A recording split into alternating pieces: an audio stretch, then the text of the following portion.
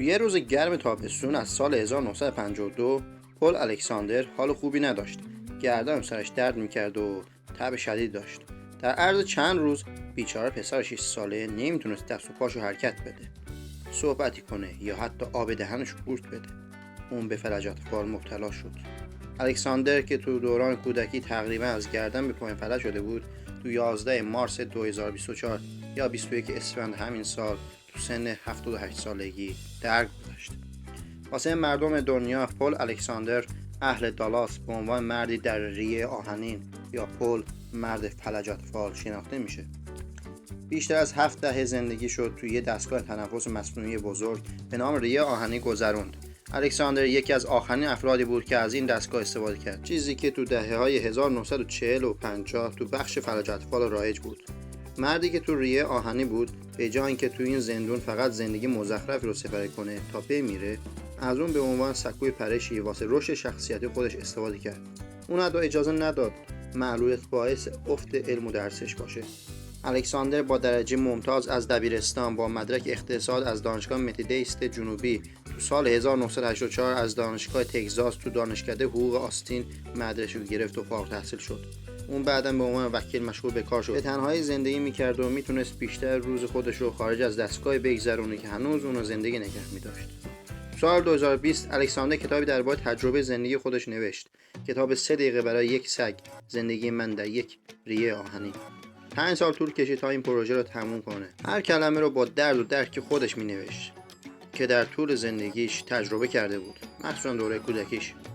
پل الکساندر نوشتن و تایپ و نقاشی و این کتاب رو فقط با استفاده از یه خودکار که ته اون به چوبی که تو دهنش بود وصل شده یاد گرفت و نوشت. عنوان این کتاب از پزشک دوران کودکی الکساندر الهام گرفته شده که به اون یه سگ هدیه بده. واسه انجام این کار اون مجبور شد یاد بگیره که مثل قورباغه نفس بکشه. یه سالی طول کشید تا این تکنیک رو یاد بگیره و بالاخره جایزش یه طول سگی به اسم جینجر رو ببره. اوایل مارس 2024 قبل از مرگ تو گینس رکورد طولانی ترین بیمار ریه آهنی رو تو تاریخ کسب کرد. تو اواسط قرن 20 فلج اطفال بلایی بود که هر سال بیش از 500,000 نفر رو به کام مرگ می‌برد یا فلج می‌کرد. بیماری عفونی ناشی از ویروس فلج اطفال به سیستم عصبی مرکزی حمله می‌کرد و فقط تو حدود 0.5%، یعنی از هر 200 نفر حدوداً 1 نفر مادام عمر فلج می‌شد. اینم خوبه بدونیم که روزولت 32مین رئیس جمهور آمریکا پس از ابتلا به فلج اطفال تو سال 1921 نعمت به نام پا رو از دست داد.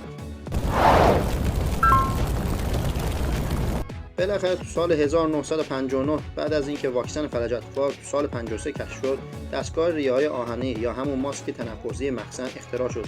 این اختراع تو همون سال باعث نجات 1200 نفر تو آمریکا شد. جالبه بدونین که تا سال 2004 فقط 29 نفر و تا 2024 فقط 2 نفر از اون 1200 نفر زنده موندن. از مرگش این تو تصور میشه که الکساندر یکی از 2 آمریکایی که هنوز به یه ریه آهنی نیاز داره. نفر دوم مصرف کننده ریه آهنی مارتا لیلارده که تو سال 1953 به فلج اطفال مبتلا شد.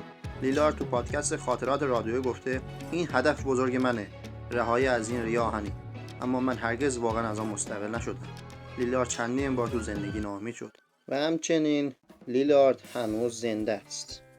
خب خانواده الکساندر گفتن مراسم خاکسپاری پل چهارشنبه آینده 20 مارس یعنی اول عید نوروز تو دالاس برگزار میشه و همچنین همه رو دعوت کرده.